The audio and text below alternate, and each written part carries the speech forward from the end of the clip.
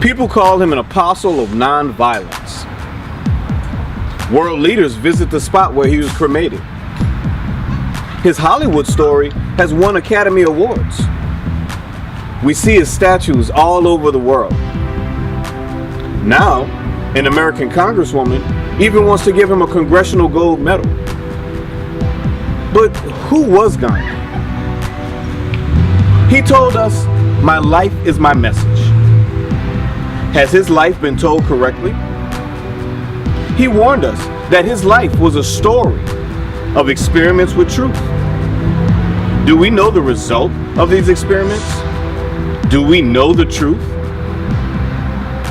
After graduating law school in England, Gandhi spent 21 years as a lawyer in colonial South Africa. What did he do during these pivotal years? What if I told you that Gandhi used his talents to advance white supremacy? Shortly before apartheid criminalized racial harmony in South Africa, Gandhi took legal action to segregate Africans from Indians. He demanded segregated schools, segregated neighborhoods, segregated prisons. He even successfully sued to get a third door installed in the Durban, South Africa post office so that Indians wouldn't have to share a door with blacks. Why would he do this? We thought that Gandhi aligned himself with the marginalized, empowered the oppressed, and worked to uplift the downtrodden. But what did he believe about melanated people like me? He believed that life is a competition between races and that Indians must rise above Africans in order to progress in this world. Gandhi called black Africans Kafirs, a racial slur that'll get you arrested if you use it today in South Africa. He said that Indians are undoubtedly infinitely superior to the Kafirs. He said that blacks are of no use and do not work at all, and are as a rule uncivilized. He used every stereotype in the book to push his hatred of blacks. The sole ambition of an African, according to Gandhi, was to collect a certain number of cattle to buy a wife with, and then pass his life in indolence and nakedness. He knew that blacks were suffering in South Africa. He said prejudice against Kafir races in a strong form was in existence, but he was only concerned about prejudice against Africans because he was concerned that Indians were being lumped together with Africans. Gandhi hated being identified with blacks.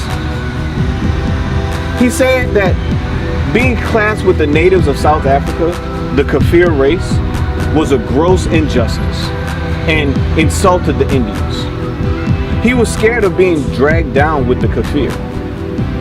He was terrified that there would be no difference between Indians and Kafirs.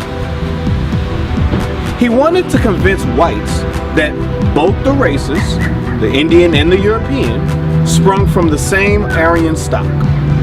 So he assured them that there are evident and sharp distinctions between Africans and Indians. He said that Indians are scholars and gentlemen, and claimed that one cannot but help regretting that the children of such a race should be treated as equals of the children of black heathendom and outer darkness. Gandhi would not tolerate sharing any space in this world with blacks. He was furious that Indian children had to share a school with African children and called it an injustice to the Indian community. When blacks moved into Indian neighborhoods, he said, "This mixing of the Kafirs with the Indians is very unfair to the Indian population." He protested that all of the Kafirs of the town are being dumped down in Indian neighborhoods, and so he petitioned the government to withdraw the Kafirs. The strangest part is that Gandhi wasn't even asking for Indians to be treated equal to whites. He just wanted to make sure that Indians were treated superior to Africans. He wrote letters to the colonial government to protest against the commingling of the colored and white races. He assured them that Indians cherish the purity of type. He was very specific. Indians, said Gandhi, advocate the purity of all the races and not just one alone. Above all, Gandhi wanted to preserve white supremacy. So he told the government, "We believe that the white race of South Africa should be the predominating race." Gandhi's racism is one of the main reasons why he was denied the Nobel Peace Prize. Not just once or twice, but 5 times. Gandhi's racism is one reason why the Dalits, the black people of India, felt that he was their enemy.